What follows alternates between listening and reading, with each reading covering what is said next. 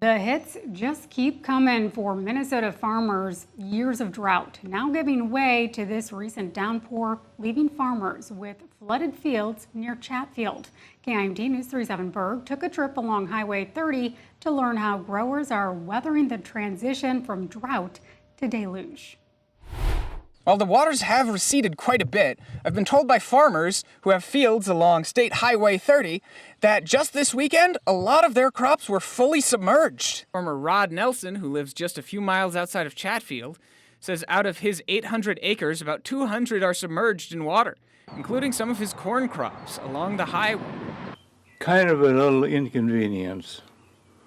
I hope we don't get any more this week. Nelson says flooding has been a common occurrence in fields near the river over the years. However, he says it's been nearly 6 years since water levels impacted his own crops.